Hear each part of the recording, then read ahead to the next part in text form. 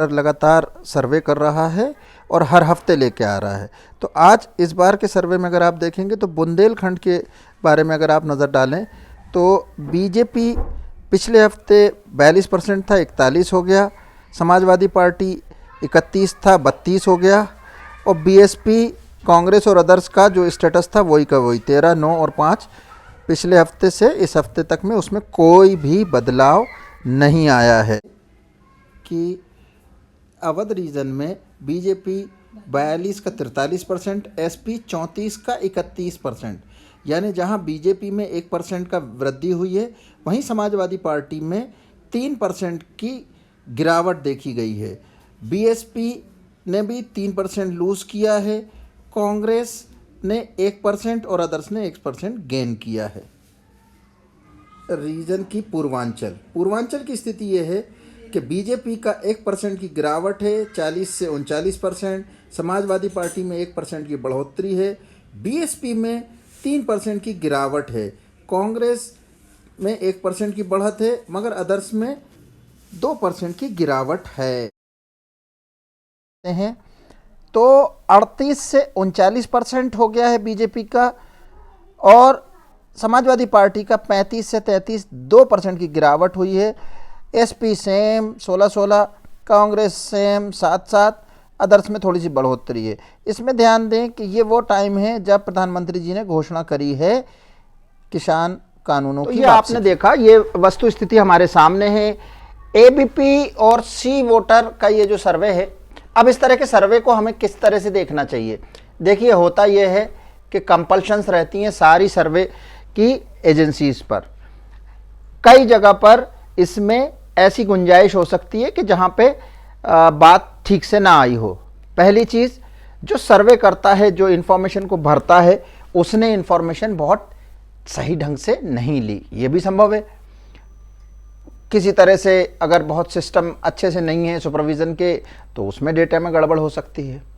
एक दूसरी चीज़, जब बहुत सारा डेटा आ जाता है तो उसमें कोई इन्फॉर्मेशन ठीक से नहीं लिखी, टिक्स ठीक से नहीं लगा।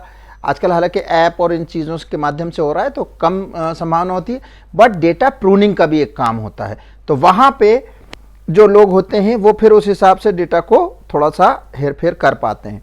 तीसरी चीज़, जिसकी भी जहाँ भी सरकार होती है, कोई भी मीडिया हाउस आज की डेट में उसके विरुद्ध या सर्वे करने वाली एजेंसी विरुद्ध बात करने में सोचता है, थोड़ा धीरे से इंफॉर्मेशन वो दी जाती है। अब एक बार इस पे पूरी तरह से नज़र डालते हैं। देखिए क्या स्थिति देखी, हमने देखा बुंदेलखंड में सबसे कम सीटें हैं, 19 सीटें हैं।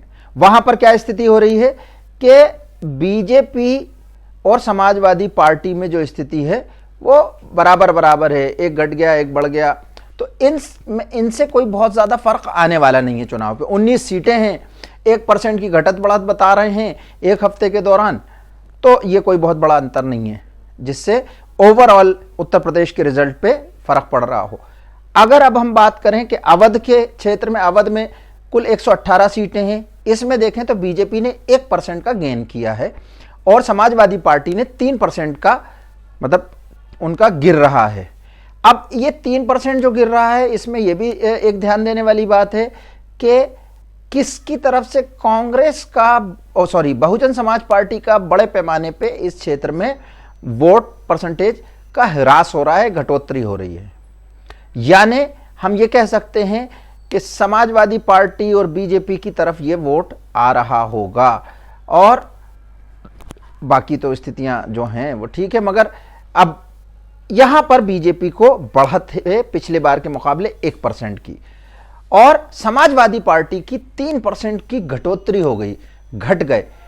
तो ये गया कहां? ये गया जो कि आज़ाद वाले हैं, यानी अदर्स में जो हैं, दूसरी छोटी छोटी पार्टियां, इंडिपेंडेंट, ये सब थोड़ा गेन करते हुए दिख रहे हैं। प्लस इस क्षेत्र में कांग्रेस गेन कर रही है।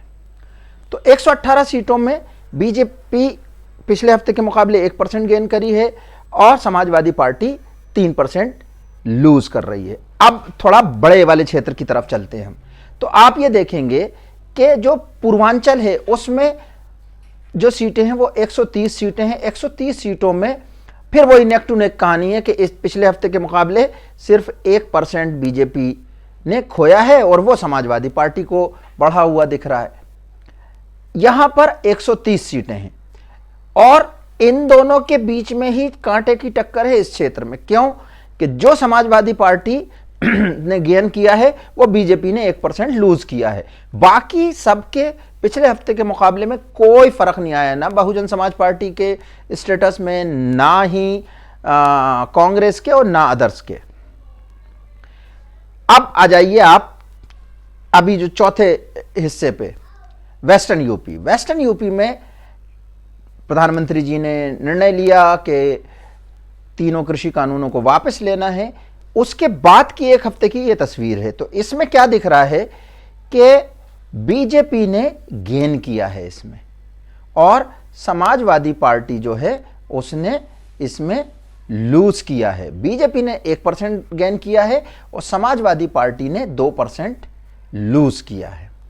तो ये एक बात थोड़ी सी सामान्य बुद्धि के अनुसार समझ में आती है, परंतु इसमें हमें यह देखना होगा कि क्या किसानों से जुड़े हुए इस पश्चिमी क्षेत्र में, जहां पे जाट बहुल इलाका है और मुस्लिम हैं, वहां पर इनका जो गठजोड़ हुआ था क्या वो टिकेगा।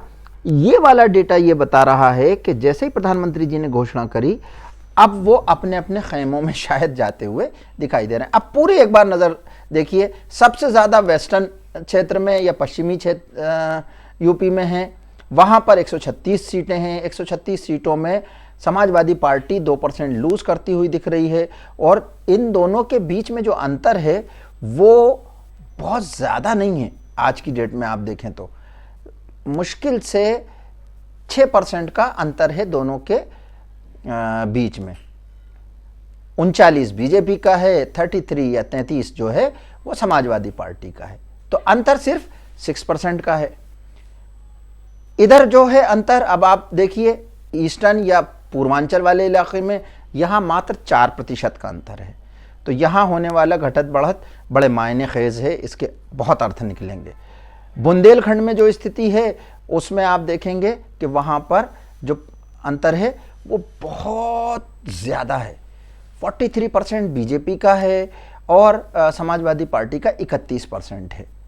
और यहाँ पर जो हमारी बीएसपी है वो अगर लूज करती, क्योंकि उसका अच्छा परसेंटेज रहा था पहले, पर अब वो पिछले हफ्ते के मुकाबले उसने लूज किया है। अगर ये समाजवादी पार्टी गेन करती है, यानी वोट शिफ्ट टाइप की स्थिति बनती है, तो यहाँ पर स्थितियाँ दूसरी देखने को मिल सकती हैं। अन्यथा पूरा अवध जो रीजन, ये अवध के बारे में बात कर रहे थे, ये पूरा का पूरा बीजेपी का स्ट्रॉन्ग होल्ड की तरह दिखाई दे रहा है बदलाव में। अब इस पूरी स्थितियों के लिए हम ये कह सकते हैं कि भारतीय जनता पार्टी सरकार में आ रही है। उसके हिसाब से क्या कहते हैं, सर्वे के हिसाब से समाजवादी पार्टी ऊपर नीचे चल रही है। अब कृषि कानून के वापस ले जाने के बाद पूरी स्थितियां जो होंगी वो अलग तरह से निर्मित होंगी। और आप जानते हैं उत्तर प्रदेश हिंदी क्षेत्र का वो इलाका है जहां पर लोग बहुत भावनात्मक, जातिगत और धार्मिक आधार पर वोट करते हैं। देखते हैं क्या होता है आगे।